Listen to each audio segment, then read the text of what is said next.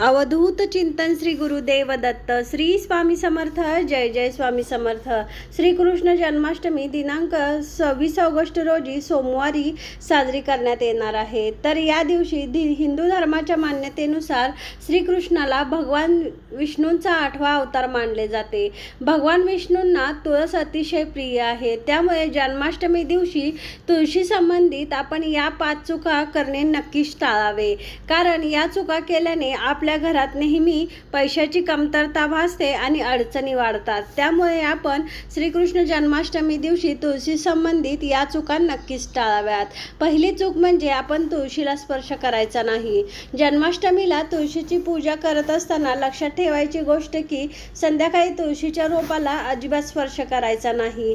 देवी लक्ष्मी स्वतः तुळशीमध्ये वास करते आणि संध्याकाळी स्पर्श केल्याने देवी लक्ष्मी क्रोधित होते। त्यामुळे आपण कृष्ण जन्माष्टमी दिवशी तुळशीला स्पर्श करायचा नाही। दुसरी गोष्ट म्हणजे तुळशीची पूजा करताना महिलांनी अजिबात केस मोकळे सोडायचे नाहीत। तुळशीच्या पूजेच्या वेळेस केस बांधूनच तुळशीची पूजा करायची आहे। त्याचप्रमाणे तिसरी गोष्ट म्हणजे श्रीकृष्णाला तुळशीची पाने अर्पण करायची असतील तर ती ओरबाडून तोडू नयेत। सर्वप्रथम तुळशीला नमस्कार करावा आणि यानंतर हलक्या हाताने एक एक अशी तुळशीची पाने तोडावीत। अशी ओरबाडून पाने तोडायची नाहीत। त्याचप्रमाणे चौथी गोष्ट म्हणजे तुळशीची पूजा केल्यानंतर किंवा तुळशीला जल अर्पण केल्यानंतर आपण प्रदक्षिणा घालायची आहे। प्रदक्षिणा घालायला अजिबात विसरायचं नाही। तुळशी पूजेनंतर तिची किमान 3 वेळा तरी प्रदक्षिणा घालायची आहे। आणि 5वी गोष्ट म्हणजे काही लोक तुळशीची चुनरी झाकल्यानंतर बदलत नाहीत, म्हणजे तुळशीला वस्त्र परिधान केल्यानंतर ते बदलत नाहीत। जर तुम्ही हे वस्त्र बदलणार असाल तर तुळशीला आपण नवीन वस्त्र अर्पण करणार असू तर जन्माष्टमी हा अतिशय शुभ दिवस आहे। त्यामुळे या दिवशी तुम्ही तुळशीची पूजा करून तिला नवीन वस्त्र अर्पण करू शकता। ज्याप्रमाणे आपण इतर देवतांना वस्त्र अर्पण करून ती वस्त्र बदलतो, त्याचप्रमाणे आपण तुळशीचे वस्त्र देखील या दिवशी बदलू शकतो। त्यामुळे या दिवशी आपण तुळशीला नवीन वस्त्र देखील अर्पण करायचे आहे। जुने वस्त्र अर्पण केलेले असेल तर ते न काढता तुळशी पूजन अजिबात या दिवशी करू नये। श्रीकृष्णाला जर तुम्ही तुळस अर्पण करणार असाल, कृष्ण जन्माष्टमी दिवशी श्रीकृष्णाला तुळस अतिशय प्रिय असल्यामुळे या दिवशी आपण नक्कीच तुळस अर्पण करावी।